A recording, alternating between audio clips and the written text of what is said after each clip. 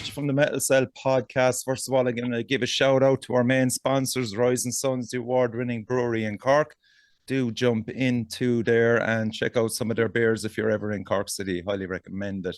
Now, I'm delighted to welcome Saint Slaughter to the show. I've got Eoin, Jeff, Tom, and Spencer. How are we, lads? How you getting on, Richie? Looking great, man. Good. Yeah, it's great to have you on board, lads. As I said, Thank you for having us. I love thrash metal, and fuck it, you're flying the flag for us, lads. Fair play to you. We're doing Cheers, it. man. Yeah, we'll just talk about a few of the gigs that you've done. Actually, first of all, how was Zentrix and Animator?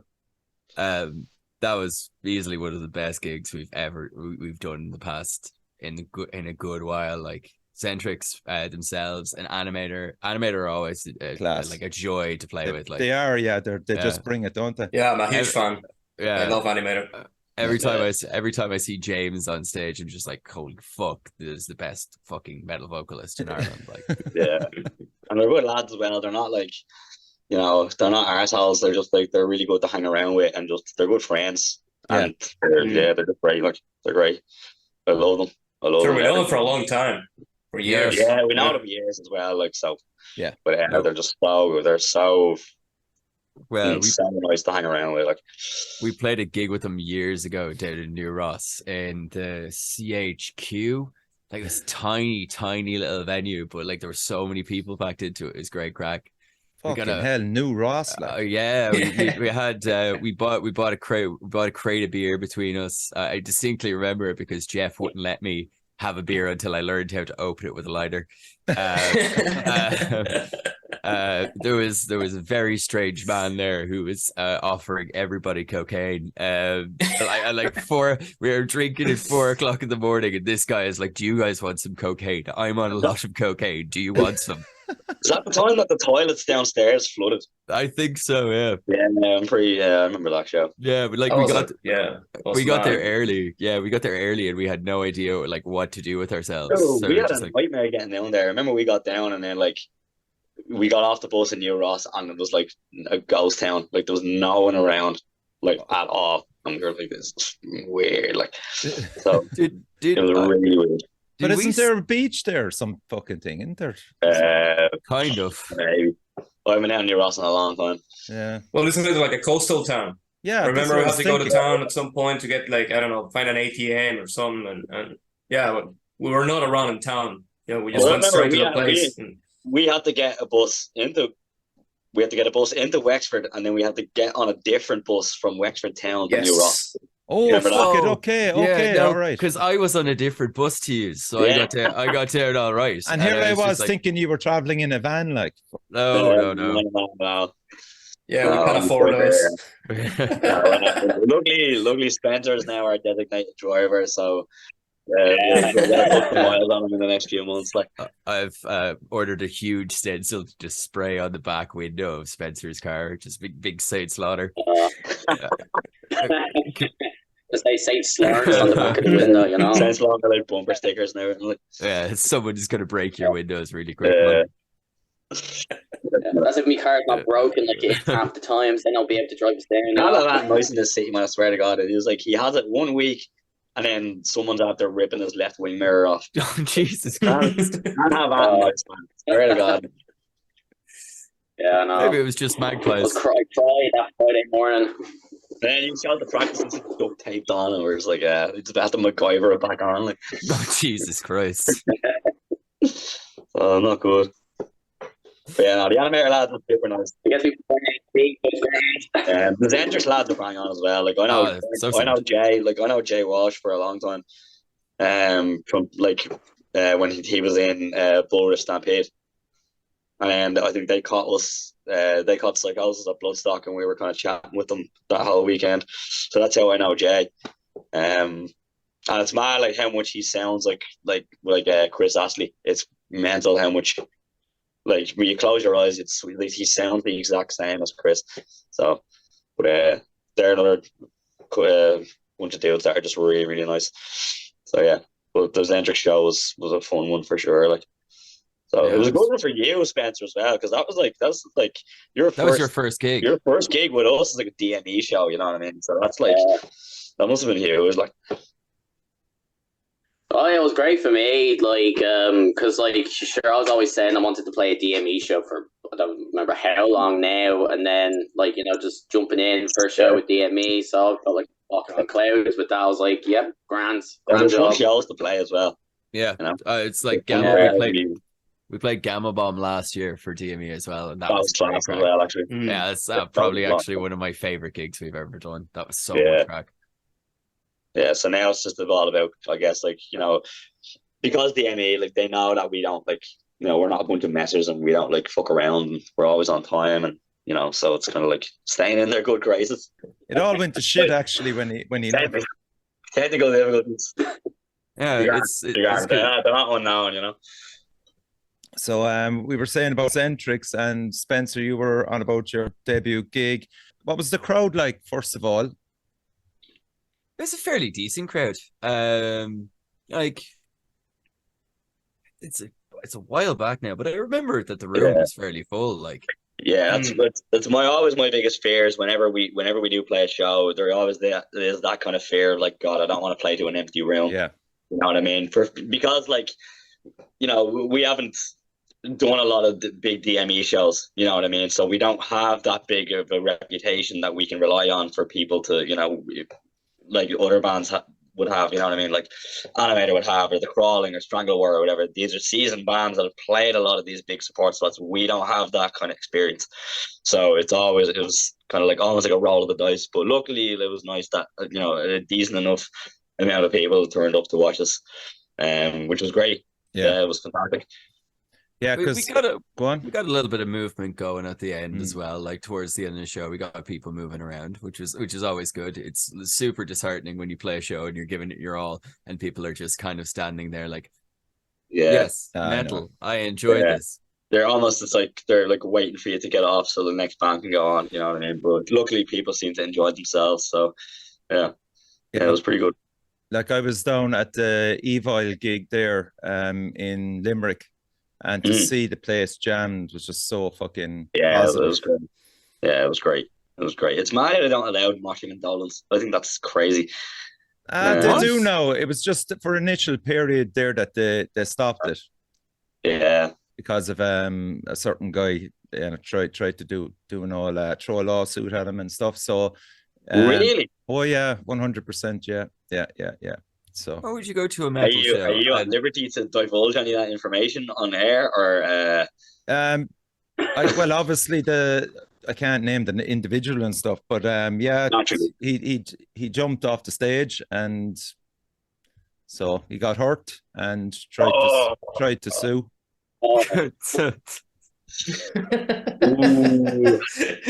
I jumped at the stage towards the floor and I injured myself. You owe me money. Yeah. I didn't know you could do that. Otherwise, I would have sued Whelan's when I sprained my ankle at Municipal Waste. Like, if that's the case, I'd step out in front of cars all the time. Like, I wish you would do that anyway. What? hey, you be nice. But so there was a big drama over it, and then after that, then there was a kind of no moshing policy for a while for people to calm down, you know, and shit like that. And now it's back to normality again, you know. Back to full moshing swing. Like. Yeah, of course, yeah. But so like it was great to see a packed house for Eoin, as I said, because like good. John was throwing it out to us, you know, saying, look, I'm getting Eoin in, I'm getting Centrix in, and if there's nobody showing up at these shows, these would be the last thrash bands playing Limerick, you know, and like it was just like, holy fuck, but like everybody showed up for both gigs. Yeah, it was great. It was great. Yeah, it was very, very good. But I think it was nice having like for the likes of like Centrix or the likes of Eoin, like having a strong lineup where you have like the likes of like us and Cryptic Shift, especially Cryptic Shift. I don't think I showed up about them the entire weekend because I love them so much. I'm still listening to their album like religiously. I think it's that good. But I think like a good strong lineup does help. I think as well. It's all well and good having a savage headliner, but if like if the opening bands are kind of like, people would go out and go to the bar, you know what I mean? It's kind of like, well, so it is nice that like you have like, if it's 3 solid bands, it's kind of it's a lot better that way. And I think that's the kind of way it happened in Dublin as well with the Zentric show, where like, I mean, again, like not saying that like we don't have a reputation to warrant us having a huge crowd, but I think we know ourselves how well we play and how well we gel together on stage, and then obviously I think Animator, their reputation speaks for itself. Yeah. So yeah, it was nice. It was nice that people were kind of talking about. Yeah.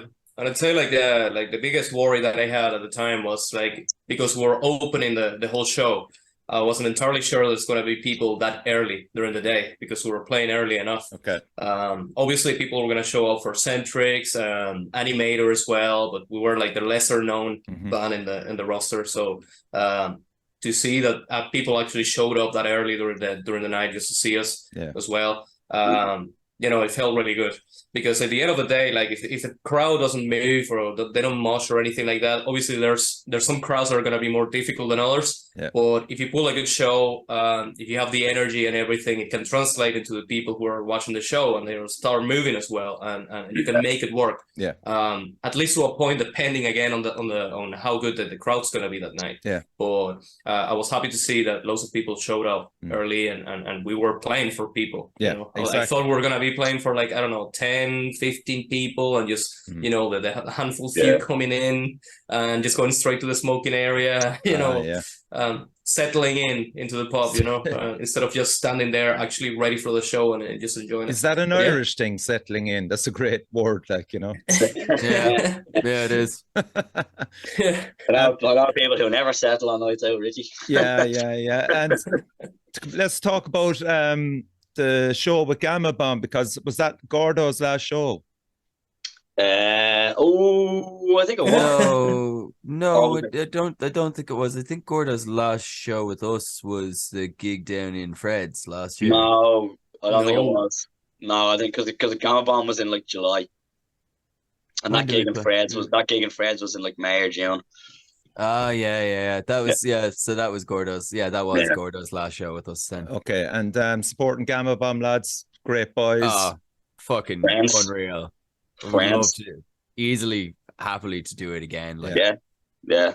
Chew like Philly Burns ear off about 80s films all night. Like me and Connor from Crossfire went up to see them in Newry.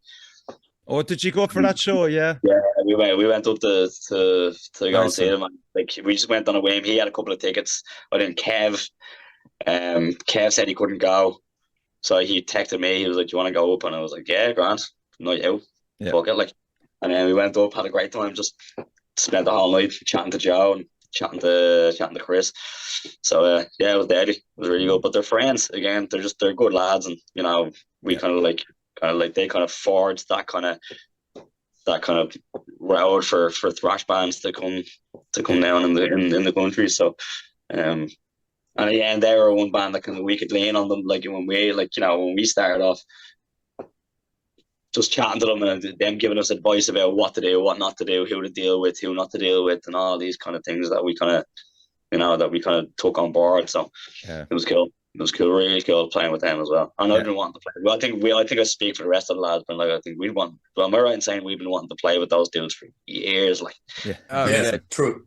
Yeah. Gamma Bomb were like the first like big local gig I ever went to. Yeah. So like there was obviously like a few shows around, but I went to Gamma Bomb in the Pint when the Pint was the Pint by myself. I met one of my best mates, who's still one of my best mates to this day, at the gig, and I was just like, and I started talking to them, and that's actually the band that we formed out of. That was like the first version of Saint Slaughter. That's where the name came from. Like, oh really? Yeah. It Cool. came out of like. Oh really? Yeah. Yeah.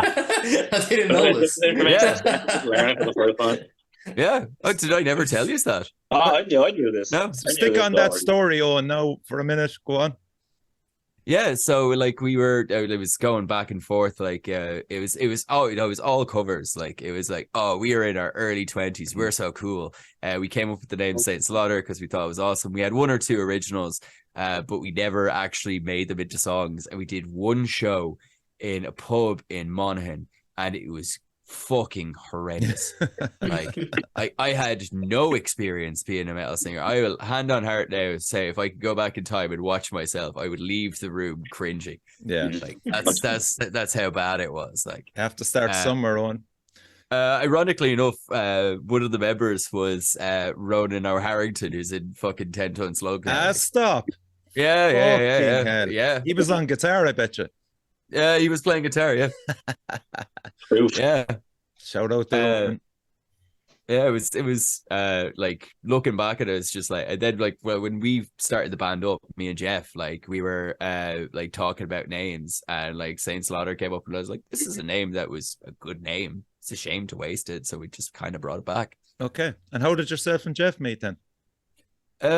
Gigs? So gigs. I used to play in a band called Autominated. Less said about that. I think I heard of them. There was a demo out of them, wasn't there? There was a demo out of them, yeah. And then Jeff was playing in a band with Jude from Astage. No way. Yeah. I lived in Belfast back in those days, and we had a band called Damage Flag. Yeah, it was not good. yeah. Like that's to begin with, brilliant. Like, don't say it that short. Yeah, it's a small world. It is a small world. Jude's a fucking dude and a half, man. Love Jude. Yeah, man. So yeah, the first time I was ever in Dublin, we had a show with this band called Autominated. They were terrible. We were worse. But yeah, I got what was this at the Pint? Was it? It was. It was either the Pint or it was downstairs. No, it was the Pint. It was the Pint. Or downstairs in Fibbers. Can't fucking remember. Yeah, I think it was the Pint. I'm pretty sure it was the Pint. So yeah, we met. It was the Pint because we actually had a fairly decent crowd for it, and there was one part of user set where Jeff, where Jude was like, "I'm going to let this beautiful man talk," and then made you speak to the crowd in Spanish while you played like some kind of flamenco lick on your guitar.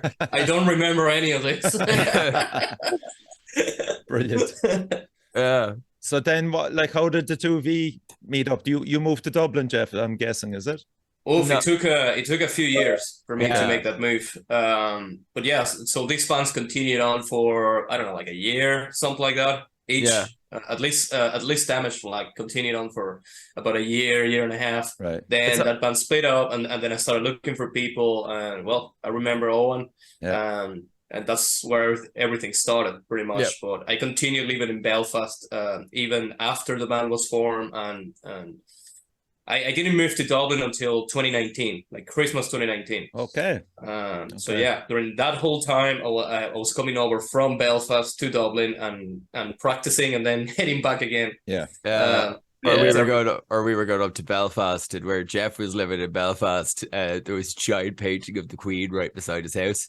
So every time we would go up, like we would just there was an immediate sense of quiet as soon as we got into a taxi, because we were like, is this taxi driver going to like talk to the UVF about us? Every single taxi we got in up there, immediately the taxi driver, the first thing he said to us, be like, "Are you from down Dublin way, are you?" We'd be like, yeah, we are, yeah. We're not going to talk too much. Yeah, we're not going to talk much at all, actually. So the demo that you brought out in 2015, who was on that then, Eoin? So the demo that's out in 2015 is me, Jeff, Tom, and I believe at the time on bass. The demo as in the demo's like all the drum. That was Eoin. That's in the bass. That was Eoin. No, like the really really old demos, the old like demos. the Deep in Shadows one. That's just me. That's program drums. Yeah. Well. Okay. Yeah. Okay. So program drums. Yeah. Right. And so when did you join then, Tom? Second practice. Yeah, actually, fuck. Second practice. I was with TJ and Gordo that day. We were fucking shit faced, and I was like, I should probably go and jam with Eoin and Jeff now, or Eoin and this lad Jeff. I don't know who he is. So I went up, and the practice space is only like it was. Used to be called Badlands, but it's called Beardfire now. Okay. And it's only up like around the corner from where I live. So I got home, grabbed all my gear. I went up to the lads. So then that was like what 2014 or something like that. Jesus. 2014. Wow, Yeah, nearly 10 years ago, lads. Fucking hell. official band birthdays sometime around St. Patrick's Day. Yeah. We had to be fucking stereotypes. Of course, yeah. But it was a long time ago. Long time ago. So it clicked then before with you, Spencer Tom, was born. It clicked with you, Tom, that with the lads, and look, this seems to be the way, Richie, you know. Yeah. But yeah, no, I guess it did. You know, they haven't sacked me yet, so we can't sack you, Tom. yeah. Tom, you are the Dublin scene. Yeah. Wouldn't say that. so you've kind of got a spinal tap going on then with bass players. Revolving door, Yeah. So Spencer, man, no pressure. No pressure. No pressure. It's cool that he's come right into a band that have been around a long time, that have always been cool, and he's come in and he's just, even that Zentric show was just like he nailed it. You know, he played everything that he learned that we play. He was like on the money and in the pocket throughout the entire show. So yeah, he's absolutely on it. So I think he's a good fit. Yeah, good kid. Yeah, he's all right. You're all right, Lawrence. You're all right. I forget how long I was in. Like, I haven't been in the band too long, but I think I was in the band a month or two before that show came about. Yeah, you weren't wrong at all. Still learning the majority of the songs, and I think for like a month straight leading up to the show, I just stayed in my room majority of the time, just after work, just like learning the tracks and all. Like just to prepare for the gig and all, because like I have like recording thing here at home where I can just like record all the songs, like the bass part, and actually just learn them like, you know, night and day. So that's kind of what I did to kind of prepare for it on top of practice as well. And are you first and foremost a bass player, Spencer? Huh? Are you first and foremost a bass player? Are you a guitarist turned bassist? Well, I started off on bass. Like, I picked it up really late. Actually, funny story. I think I was like going into 6th year, and then that's when I picked it up. Yeah, he's only playing bass like 4 years. I think 5 at this point. 4 or 5 years. Because like one of me schoolmates was a guitar teacher, and he was like, "Here, I want somebody that can actually just play a few things on bass." He taught me like, you know, the basics, you know. Yeah. No pun intended. And like I remember just going out into, what was it? I think after like a couple of months, I went into, was it Music Minds, and I bought like a €180 stag bass. And like just started like jamming out in my room like every day after school for, I don't know, I think for like 6 months straight, like not even going out. Like, yeah, like I slept with the thing and all, you know. And here I am now, years later. Yeah, you still have it? Oh, it's in my wardrobe somewhere gathering dust now. And what are you playing now, Spencer? Warwick, is it? So I have 3. I have a Schecter bass, I have a Warwick, and a Spectre bass. I have those 3. They're like my main arsenal. Okay. So now the next question then is, lads, had you new songs to show Spencer? Oh yeah, we have loads. Oh yeah, we had like maybe, god damn, I think we had like 4. Okay, no, cool. Man, we easily have 7 new songs. Right. Oh man, maybe. Yeah. Okay. There's easily 7 new songs that we like that are like still in the process of like well, if you count like Got the Right, new songs that are in the set lists that haven't been in the set before, I'd say we have like 3 or 4. Okay. Yeah. Okay. I think maybe 3. And then plus all the other stuff that was like the stuff we normally played anyway. Mm-hmm. So there's a lot of material there, like, and then all the covers that we do as well. Not that we play all of them every time we play live, but we'll pull one out if we're in the mood. Yeah, like if it's a show in like Fibbers, and we have like 45 minutes, we'll throw out a cover just because it gets a good crowd reaction. But for something like if we're showcasing ourselves in like a new city, or we're doing a DME gig, no covers on the table at all. The strict no covers policy has to be enforced. No, it's when I turned into a dickhead. So So I want to thank you because you gave me a brand new track. It's not out yet, and I'm going to play it for the first time on the show. It's an exclusive. It's got the right. So let's give this a blast, then, lads. What are we calling it? That it might change the title, will it? Yeah, I've got my thing about it. All right, Thomas's thing about it. He wants to call it White Death, because the track is about. That's what it's called. Yeah, because the track is about this, the sniper rifle from Finland called Simo Hauha, and he was nicknamed the White Death. Okay, so, right. Yeah, he was around during the Russian invasion of Finland, just before World War II started, and he became one of the deadliest snipers in history. So yeah, the song is about him. Wow. So I love when bands fucking delve into war. I know it's so cliched, but like great war stories always makes it interesting. It is. Yeah, I've always thought this is a fantastic story. Just his prowess and what he done, and it's unreal. It's like a movie in itself. So yeah, we're in between those two titles: White Death or Got the Right.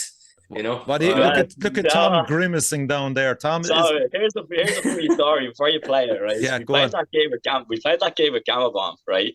And we got backstage afterwards, and Philly Byrne comes up to me and he's like, "Oh man, I really love that song you did, Got the Riot." And I was like, "What? We don't have a song called Got the Riot. What are you talking about?" I was like, "You think it right like hell? Is that your thing?" He was like, "Oh yeah, maybe that's it." Like, and then I was watching the video of the footage afterwards, and Owen was like, "This song straight in, no kissing. This one's called Got the Right." So I guess Philly thought you said Got the Right. So Philly was like, "Oh, you went straight in, no kissing. That song Got the Right." What are you talking about, mate? So yeah, that's why I was kind of like, never mind. Nobody's gonna judge you, lads. Yeah, okay, yeah. Let's give it a blast.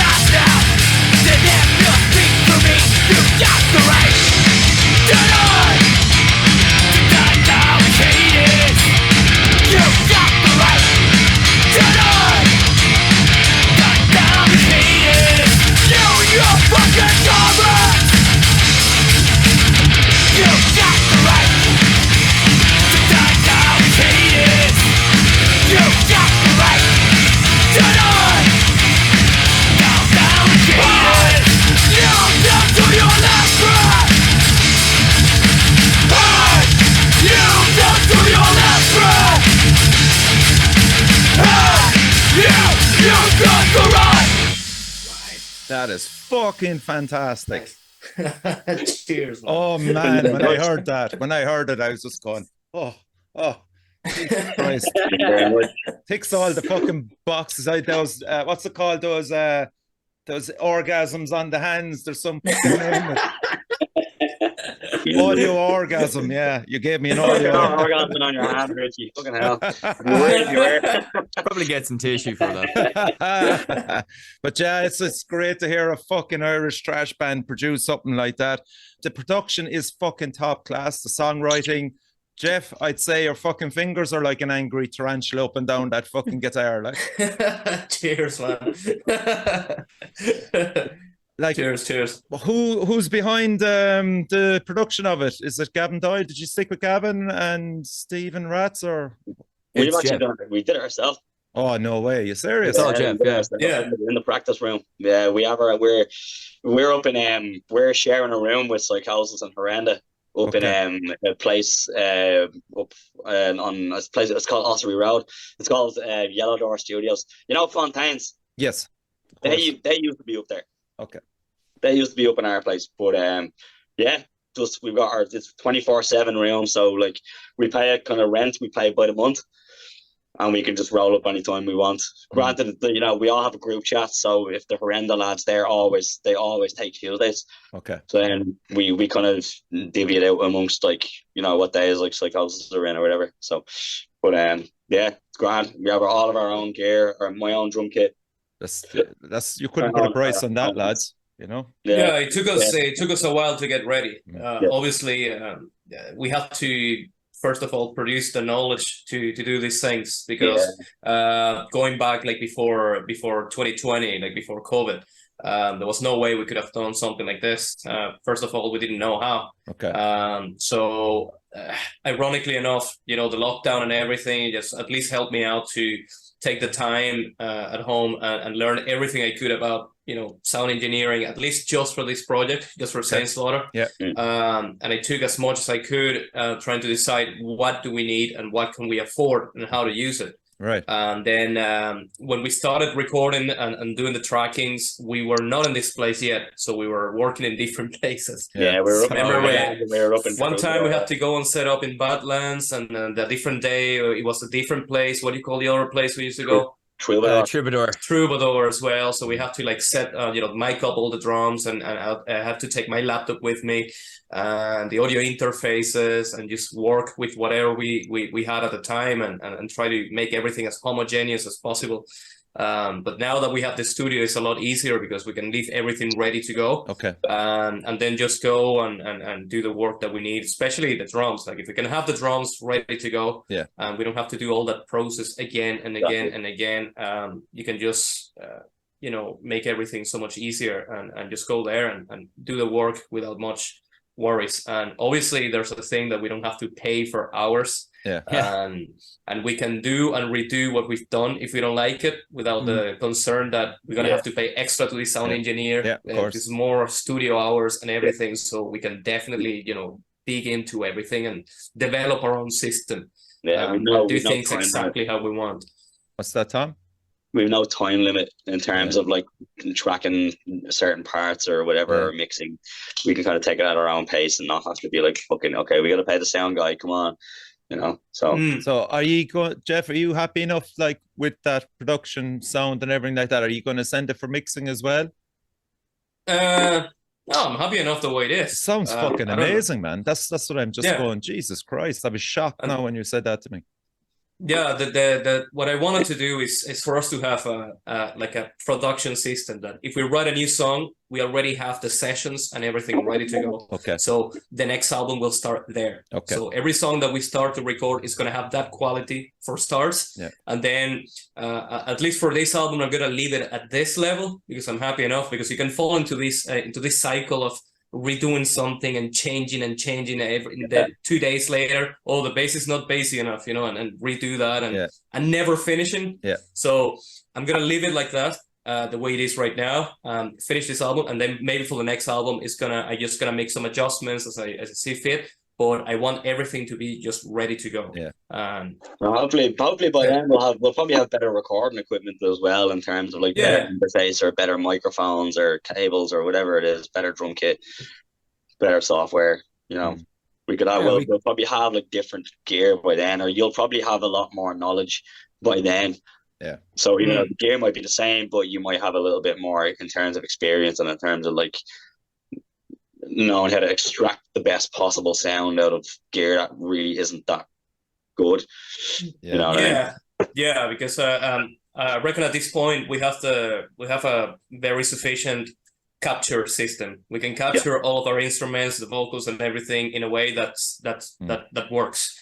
Obviously it might not be perfect, it might not be the best sounding album ever. Obviously it isn't, but it's fun. It's fun to hear and fun to listen to. It blasts well in whatever speakers I've been using, which is good. You know, it has to be fun to listen to, and at this point I'm happy enough with what we have. So let's just talk about your reception, the reception you got then for Intravenosa, the EP that you released. I thought it was fucking excellent. Everything was very positive with it. It got a lot of airplay as well, I'd imagine. So what did you learn from that? There was 5 songs on it. Don't sit on an EP for 3 years. Yeah, that's what I learned. It's very bad to say this, I can't listen to it. Okay. Because when I listen to it, I'm like, that's what I sounded like when I didn't know what I was doing and I didn't have as much confidence now. Okay. And it kind of hurts to listen to, but I'm one of those people who like when I hear myself on record, I'm just like, that guy sounds like a fucking idiot. So you should try podcasting. I do. But like I remember like when it went up on streaming services, when it went up on YouTube, Spotify, whatever it's on, and like I hadn't listened to it in years. You know what I mean? This is the first time I'd listened to like the full finished like version of it, was when it was up on streaming services. So I was actually surprised at how heavy it was. Yeah. But it's weird, like you listen to something then and you listen to what you're doing now, and it's kind of like you can't relate. You know what I mean? No, you might be the same, but like we've evolved. I think you evolve so much as a band in like a space, in a certain space and time. It's like I remember, like even though it was only released when like 2019, 2020, something like that. I think it was 21. As far as I can remember, maybe like 21. But this thing had been recorded in like 2015. Oh, for fuck's sake! So it was recorded that's where the whole production hell comes into. It was recorded a long ass time ago. So it's not. I don't think it's really fair for ourselves to hold ourselves to that kind of standard. I don't think it's fair. We're not being fair to ourselves. I'd much rather kind of like leave that as like a staple in time of like, okay, it sounded cool. That's where we were then. None of the new stuff is kind of where we are now. You know Spencer, what I mean? help me out here.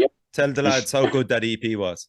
I mean, like I was listening to it there on YouTube, you know, getting a bit of the lore going, you know. And the lore. Deep State Slaughter Cuts. Well, like, because some of the tracks there, because what was it, Execution and like they're on the like on Spotify, so because Jeff hasn't like recorded those yet with the like sound that we have now, so I was like listening to it on there, and I was able to like listen to it and be like, this sounds great though. Like it's pleasing to hear still. So even if you think it didn't sound great, like to me, listen to it first time, I was like, this sounds good though. Execution is Tom's favorite song to play. He loves playing that song.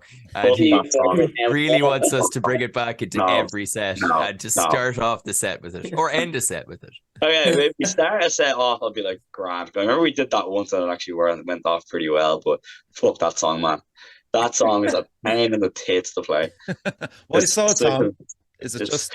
Because there's a lot, just because there's a lot going on in terms of the drums and in terms of like busy, double bass and things like that. It's really, really busy for me. Yeah. And it's fairly intense. So if it happens where it's like, if it's midway through the set and I've still got like 3 or 4 of the fastest songs left to play, then I'm going to be like, fuck, well, I have to play, like the song has to be played at that level. of like intensity and speed, and you know what I mean. And if I burn myself out on that song, then I'm not going to have enough energy for the rest of the songs in the set. And if it's too early, I'm not going to be warmed up enough to be able to play it. Yeah. You know, so it's kind of it's a weird one to kind of put in the set list. Can we play in seconds? Yeah. Oh, that's problem solved. Yeah. This being recorded counts as a verbal contract. Yeah. Jeff, who are your heroes? My heroes. Yeah. Wow. Well, definitely Eddie Van Halen for once. Eddie Van Halen, Steve Vai, Dimebag Darrell. What else? Alex Kolnick. Yeah, 100%. Wow. Yeah, I know you've named plenty. Like, so when you have the guitar in your hand, who do you find that you're kind of playing along to more so than most of them? Yeah, I would say Pantera most of the time. You know, right? Pantera, a bit of Exodus, a bit of Testament, Metallica. Obviously, you know, it always comes. But yeah, I would say that. Yeah. Yeah. Eoin, frontman. Chuck Billy. Of course I would say Chuck Billy first. I've been listening to nothing but Testament for the past week, and I've just been like, you know what? I miss listening to this band. I should listen to them more.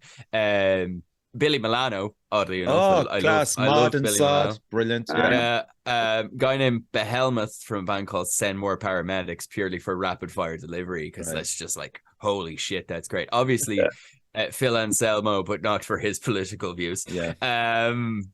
There's so many, like Bobby Blitz, like even locally, Philly Byrne, fucking amazing. Even Grant, like from Psychosis, as well, and James from Animator. They're like, every time I see a vocalist like that, I'm like, how do I learn how to do stuff like that? Yeah. And we'd say now, as a band, lads, what have you got planned for the next few months? Are you just going to knuckle down and keep going with the songs, or is there a few gigs? We're going to try to cover as much as we can. We'll obviously continue working with the album as we're going. We don't have that much left to do, fortunately. And then we obviously want to squeeze as many shows as we can from now on. But yeah, we can do both things at the same time. Like, we don't have to suspend shows for the sake of, you know, continuing with the production of the album, because that can be done at the same time. So there's no problem there. Yeah. So I would say that, having gigs in line at this point in time, not yet, but we'll try and find some stuff coming. What are you saying? Personally, I'd love to do a gig in like all the cities. Like I want to hit Limerick, I want to hit Galway, I want to hit Cork again, I want to hit Belfast. Like, I'd love us to go over to the UK again, because we've gone to the UK once and it was terrible. Yeah. What happened? Oh, right. So we don't mention the war, Richie. I know, I love this shit. Like, oh no, so right. So we were asked by Eddie Cross from War Demise, do you want to come over and play a show in London? This metal society in the SU is putting on a gig, and they're bringing over ourselves and a grindcore band from Bass County. Bass County. Mutilated Judge and Ale Rocco's, what was Ale's band? Death Bus. Yeah, and Death Bus, and ourselves, and we're like, this is deadly. We'll be going over with loads of Belfast bands, and Belfast bands are great. Lunatics. I love playing in Belfast. That's I miss playing in that city. We had so much fun up there. Great spot. Especially like the Warzone was there were nights where it was great, but also kind of a nightmare at the same time. Like the night where some haggard one got up on stage and started feeling up both myself and Gordo. That was Halloween. No, it was Valentine's Day. That was Valentine's Day. Loved him. She loved him. But to go back to London, so we were like, yeah, right. So we booked. We left booking flights too late. So we were like, lads, let's get the bus over. That can't go wrong. Fucking 11 hours on a bus to London to then get a train to Sutton. Then we got to our Airbnb. Then we got to our hotel. That was grand. Once we got there, everything was fine. We show up at the venue. There is no one there.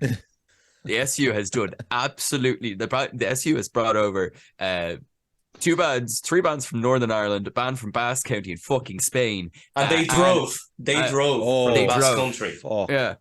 Yes. Well, considering you spent 11 hours in a fucking bus, where would you get that in a fucking plane? Like, the worst part of the bus was Tom insisted, let's all sit down the back. And if you sit down the back, you're right above where the tires are. No. So we're all trying to fall asleep. Me, because I'm on the ferry and I think, if I drink on the ferry, I'll fall asleep. No, it's just the most uncomfortable transition from drunk to hungover I've ever had in my life. But there was nobody there at the venue. Right. Absolutely nobody, except your one who was putting on the gig and her fella. And they were like, oh, we're very sorry. Nobody showed up because we did no promotion. We just kind of assumed people. The only bit of promotion I saw was an A4 page, and it had an arrow pointing to the left that just said "gig this way," and that was it. Written with a pen. Yeah, with a fucking like a biro. A ripped off notebook page. Yeah. So thrash. Fuck me. It was absolutely shocking. We were asked. Yeah, we were asked not to drink, to which we said, lol. And everybody, everyone proceeded, like, wordamized, I think, between all of them drank a bottle, like 2 bottles of Southern Comfort. Yeah. We were just like, well, there's no crowd here, so we're our own crowd. So we're I'll tell you what, we actually played our set. We actually got up and played our set. Good. I said, let's just do it, you know. At least it's a band practice or something, you know. We done our set. London. Making the most of a bad situation. Yeah. We went back to we managed to get money out of them, nowhere near enough to cover how much we'd spent. And we decided, right, we're going to spend this all on beers, and went back to the hotel room, where we discovered that Tom knows how to rap a shitload of Wu-Tang songs. Yeah. Which my housemate still has videos of, I think. Yeah. You're not getting it here. Now, I presume the people that are watching this are going, lads, why didn't you check out who the fucking promoter was or anything like that? Did you do any research or anything? Or did you just see the London gig and went, fuck it, let's go for it and not think about it? That's exactly that's exactly what we thought, yeah. We were younger. And it's not like there was a gig poster for it and everything, like, and it was floating around social media. And we were sharing it. And we were like, oh, any friends in London, you know, come out this weekend, yada, yada, yada. There was no local promotion done for it at all. Like, and we were like, well, cool. It was mad. Like, it was fucking mad. No, I don't even think there was an event page. Even on Facebook for it. Like, I don't think an event page was made for it or anything. Like, Jesus. So it's crazy. Like, it was the most badly promoted. It's like, it was the worst. I remember walking out. Like, I took the video of me. It was like me and Eoin, and we were walking down the street after we packed up all our shit, and we were walking back to the hotel. And I was like, "Hi, we're Saint Slaughter. We're really big in London." It's fucking nobody. Like. There's no business cards. Yeah, exactly. I'm going to play one more track before I leave you go, lads, and this is one that I love, and I haven't seen it played live yet, but this is which one is this? Born to Fuck. Oh, geez. Class. Should we change the name of that as well? Come down here from New York and from Florida to find out my reasons on rock and roll music and why I preach against it, and I believe with all of my heart that it is a contributing factor to our juvenile delinquency of today. I 100% believe it.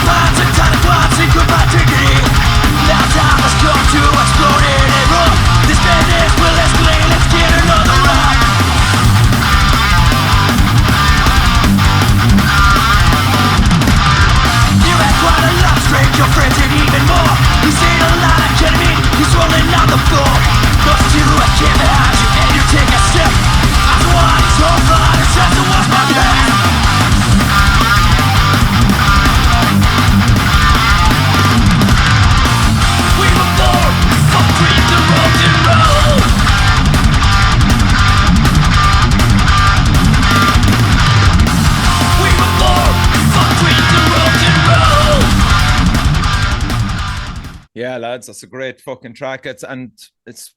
Well, how do you feel like playing that one, Tom, live? That one ain't too bad. That one ain't too bad. I don't think it's as intense as Execution, but it's definitely a fun one to play, I think. Yeah, Spencer, that's an enjoyable one for the bass. Huh? Spencer, that's a nice one for the bass, man. Yeah, so what was it? Because how many of the songs have I tracked so far? So what I normally do is I track them here in my room with my recording software and just send them over to Jeff, and then he uploads them to the mixes he's done recently, like the one that you played earlier. Yeah. Like that one. So that's kind of like the way. So it makes it a bit easier to record stuff as well, because like basically me and Jeff can just like record them in our rooms, and then he can like mix the bass and the guitars like at home, and then do the rest in the studio. So it kind of cuts out half the work. Yeah, which is pretty handy in itself. Yeah. So like, Owen, there's a lot of new bands on the scene, a lot of new exciting bands as well. What do you think yourself in relation to Saint Slaughter? There's certainly no reason why you can't be matching up with some of these bands, you know, different genres, but still under the banner of heavy metal, man. Yeah, I mean, we've been around for long enough now that like we don't really have to worry about like people knowing who we are. Yeah, all exactly. we have to do is show up. And like we played with Mortal Backlash there a while back, and they're fucking unbelievable. Like all young lads, that's right, with like loads of talent and loads of fucking hunger. Yeah. And we were like, these lads are gonna outplay us very, very soon. So we just kind of have to keep our heads up and keep our game sharp, you know. Yeah, would you agree with that, Tom? I think it's funny, like seeing a lot of these young bands now, like Vehedi, Mortal Backlash.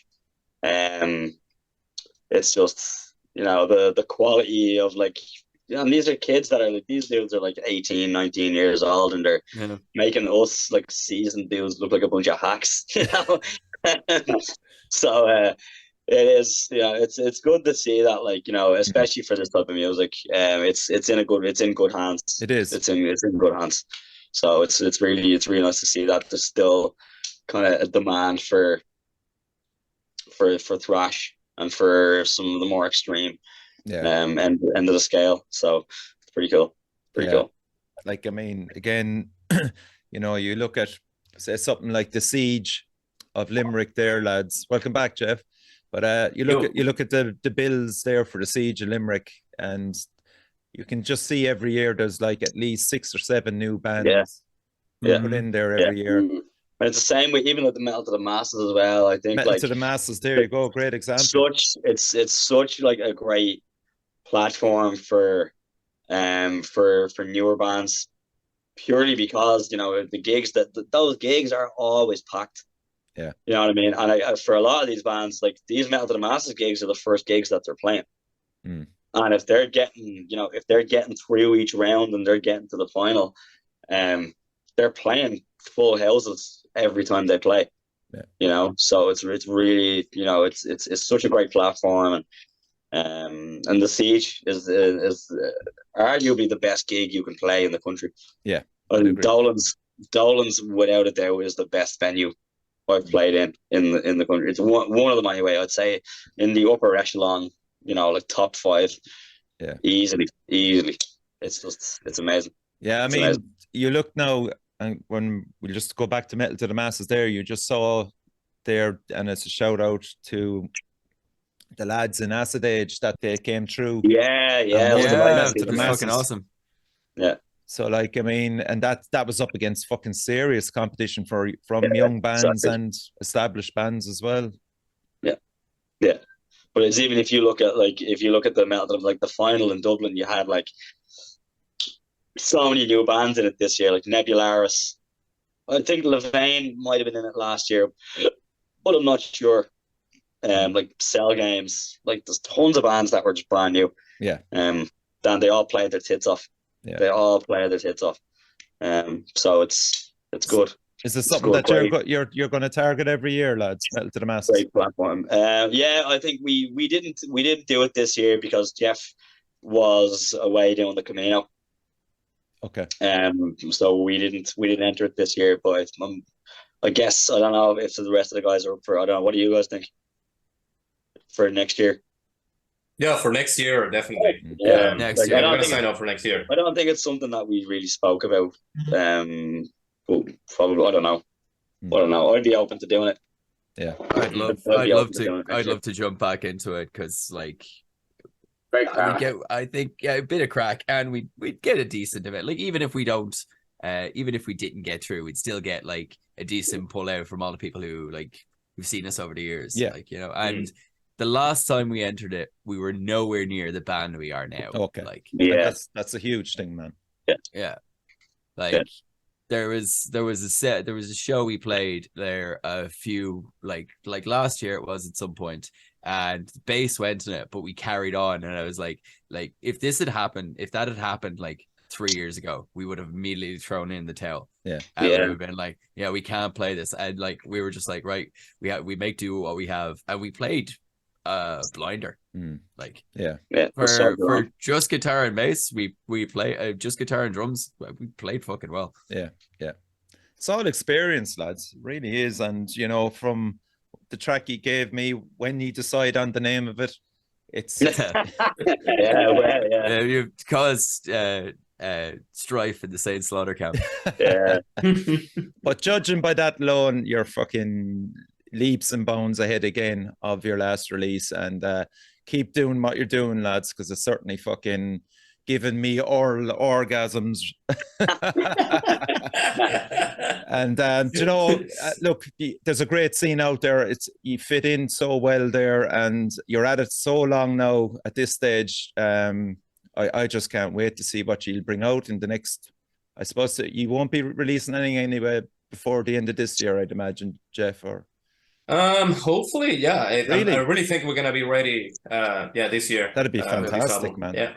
And it's not only that, but we're also recording everything that we play, covers included. Okay. So that means that we might release a covers only special release wink, as wink. well as the album. Wink, wink, wink. Wink. Back the album on Patreon. No, we don't have Patreon. Yeah, so watch this space. I suppose the best thing to keep an eye on is Facebook or Instagram. What's your strengths on that? Is it? We're more active on Facebook, I think. You guys have more control over the Instagram. Yeah, I don't have the Instagram at all. It's Facebook, Instagram. Our YouTube is also a place to keep an eye on because we are constantly putting up gig footage. Okay. And I always recommend, like, I'm sounding like a wanker now. I recommend watching a few of the live videos because I'm one of those people who can't listen to a greatest hits record, but I will listen to a live show because it captures some of the energy. Yeah. And like I like people to see that and say like, this is what we are like live. Come and see us. Yeah. There's nice footage actually of Jeff doing a guitar solo, Waltz with the Devil. Is that Oh yeah. Is that a here in my gaff? Right. I think. I've been releasing a couple of videos, personal videos, doing some of the guitar solos that are going for the album. Okay. That's another thing that I'm doing. The videos themselves, I think I've only released them through my personal Instagram. Okay. But I'm gonna transfer all of those videos to the band pages. To make sure they are there, because it's at the end of the day it's band content. Even if it is just me, doing just playing it's class. solos. Yeah, it's very enjoyable. So lads, thanks for coming on the show. Spencer, welcome to the band, man. You're a great addition, and best of luck with it, man. And couldn't ask for anything better. I have to say they're a good bunch of lads. You can know even just by talking to them, they're a good bunch of lads. We didn't haze them too bad, Richie. Yeah, you didn't actually. Even the introduction, you went lighting them. And was it? Did you do it on Facebook Live or something? The introduction was hilarious. I don't know still why we did that, to be honest. But that was great. Tom wanted to do a second take of it. We were like, no, this is the way it goes. You're dead right. So bad. It captures us perfectly. Does, like some parts of it are very funny, and some parts of it are awkward. Like, do you want to show? Did you? Did you want to rock up to it and wear all leather jackets and aviator shades? Yeah, actually, that's exactly what I want to do. It's the fucking boombox on our shoulder playing one of our tracks while we introduce Spencer. Yeah. We should have cut it like a wrestling promo. Yeah, exactly. Wearing Pit Viper sunglasses. Yeah. We get Spencer to come on dressed in full Macho Man Randy Savage gear. there you go, man. It's got potential, Spencer. So listen, Eoin, Tom, Jeff, and Spencer, lads, thanks a million for coming on the show. Best of luck with the new recordings. I think you're flying it with the single you gave me anyway, and I appreciate you giving me the exclusive on that.